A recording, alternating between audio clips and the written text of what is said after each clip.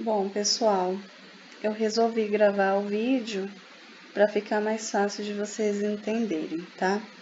Então, antes da gente falar sobre lei de conservação de massas, né, nós precisamos retomar o conceito de transformação química. O que é uma transformação química, né? Então, pensa assim, quando substâncias se juntam para formar substâncias diferentes, tá? Então, um exemplo simples é essa equação aqui, ó. No início tem carbono, que vai se juntar com o oxigênio, vai reagir com o oxigênio para formar dióxido de carbono. Então, ó, eu tenho substâncias iniciais que estão reagindo entre si para formar uma substância diferente, tá? E aí, é bom vocês lembrarem de dois conceitos importantes, tá?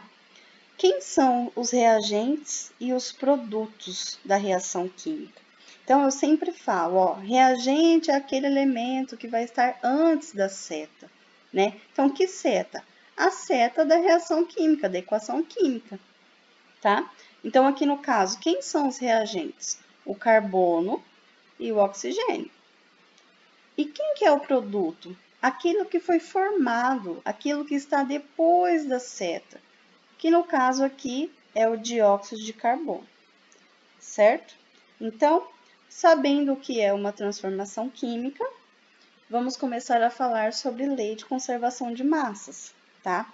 Então, essa lei de conservação de massas, né, foi proposta aí por Lavoisier há um bom tempo atrás, né, 1785, e ele dizia o seguinte, que na natureza nada se cria, nada se perde, tudo se transforma. E isso responde àquela segunda pergunta que eu fiz para vocês. O que vocês acham que acontece com os átomos nas transformações químicas? Será que eles se perdem, né? Será que eles mudam de lugar, né? E é bem isso, tá? Eles se reorganizam, tá? Então, os átomos, eles se rearranjam, reorganizam. Então, é muito simples de entender, ó. Aqui, nos reagentes, eu tenho um carbono. E aqui no produto, eu tenho um carbono. Aqui nos reagentes, eu tenho 2 oxigênio. E aqui no produto, eu tenho 2 oxigênio.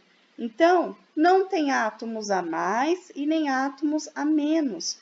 Tem a mesma quantidade de massa nos reagentes e produtos, tá?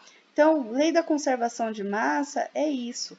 A quantidade de reagentes tem que ser a mesma na quantidade dos produtos. Então, ó, eita, que foi muito agora. Nessa figura aqui de baixo,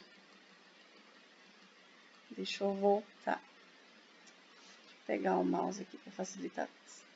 Então, ó, nessa figura aqui de baixo, o que nós temos, né? A mesma equação, só que representado por esferas, né? Então, essa representação é mais visual, ela facilita bem mais o nosso entendimento, tá? Então, aqui eu tenho um átomo de carbono que reagiu com 2 átomos de oxigênio e formou uma molécula de gás carbônico. Teve conservação de massa? Claro que teve, ó. Eu tenho uma esfera vermelha no reagente, eu tenho uma esfera vermelha no produto. Eu tenho 2 esferas azuis no reagente, eu tenho 2 esferas azuis no produto. A mesma quantidade eu tenho nos reagentes e produtos. Então, houve conservação de massa, certo?